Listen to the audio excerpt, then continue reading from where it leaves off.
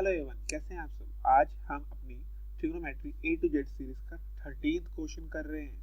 1 to 12 question हो चुके हैं। उसका लिंक आपको डिस्क्रिप्शन में मिल जाएगा। अगर आपको वो क्वेश्चन करने हैं या आपको वो क्वेश्चन का 1% भी समझ आया, अगर आपने देखे, तो मैं समझूंगा कि मेरा पढ़ाना सफल हो चुका है। चलो, जोक्स अपार्ट, जोक्स क्या है, मेहनत है हमारी, मेहनत अपार्ट, अपने इस क्वेश्चन को शुरू करते हैं। अब ये क्वेश्चन कैसे करना है।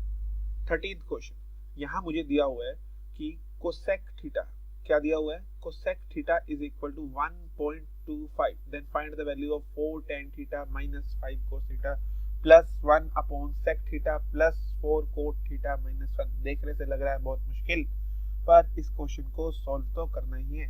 इसका आंसर क्या होगा, इसका आंसर होगा 10/11। क्या आप करना चाहोगे अपने आप? आई होप, पोज करो। इसका आंसर 10/11 आ रहा है। अगर आपका आ रहा है तो आपने कर लिया, अगर नहीं आ रहा तो मैं तो हुई आपको कराने के लिए। अब सबसे पहले मुझे दिया हुआ है cosec theta is equal to 1.25। क्या मैं इसको ऐसे लिख सकता हूँ? अगर मैं डेसिमल को हटाता हूँ तो ये हो जाएगा 125/100, और अगर इसको कैंसिल आउट करूंगा तो ये क्या आ गया, 5/4। तो इनडायरेक्टली मुझे क्या दिया हुआ था, मुझे दिया हुआ था cosec theta is equal to 5/4। आपको बेसिक्स याद है? बेसिक क्या याद है? पंडित बद्री प्रसाद हर हर बोले, सोना चांदी तोले।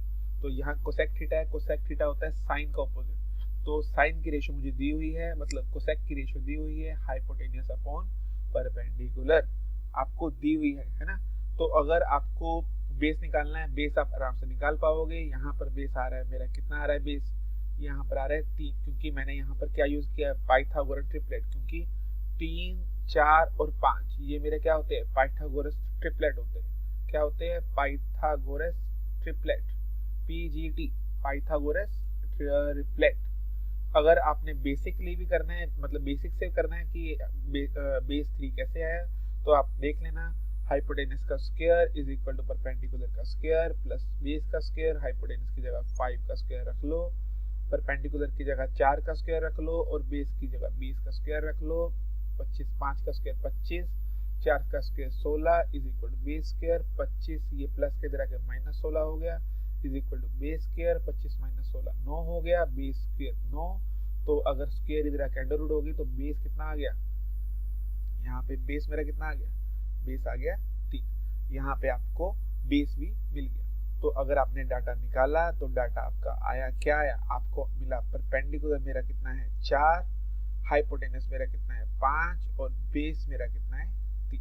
तो आपने वैल्यू किसकी निकालनी है, आपने वैल्यू निकालनी है 4 tan theta minus 5 cos theta plus 1 upon sec theta plus 4 cot theta minus 1। इसकी आपने वैल्यू निकालनी है।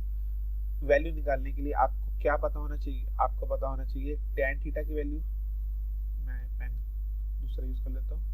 आपको पता होना चाहिए किसकी वैल्यू, आपको पता होना चाहिए tan थीटा की वैल्यू, आपको पता होना चाहिए cos थीटा की वैल्यू, और आपको क्या पता होना चाहिए, आपको पता होना चाहिए sec थीटा की वैल्यू, और आपको पता होना चाहिए cot थीटा की वैल्यू।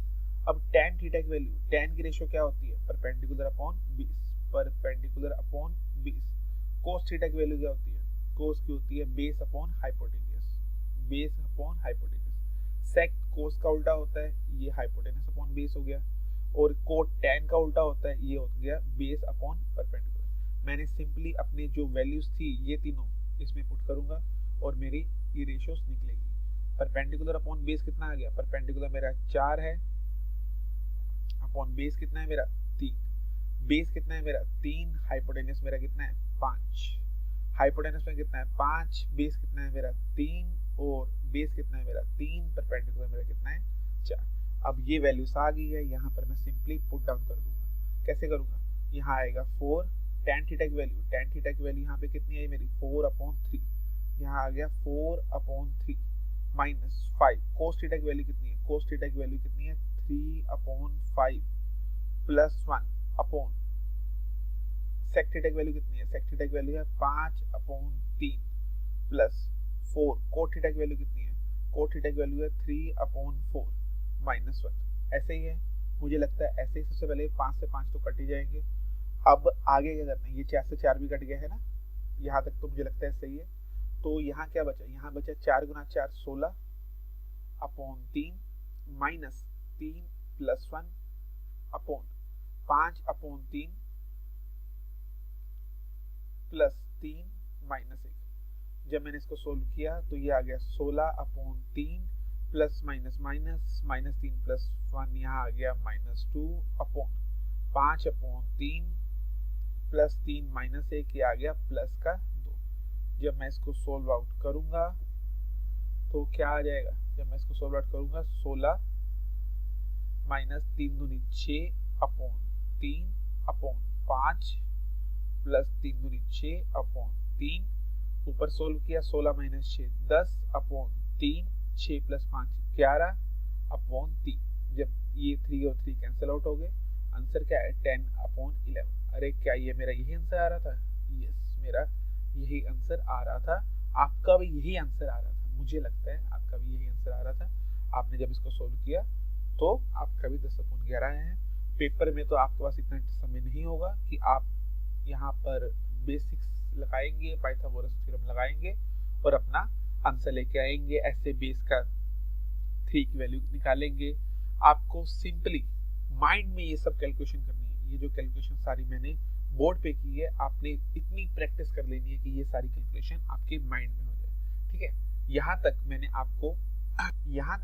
आपको सक्सेसफुली 1 to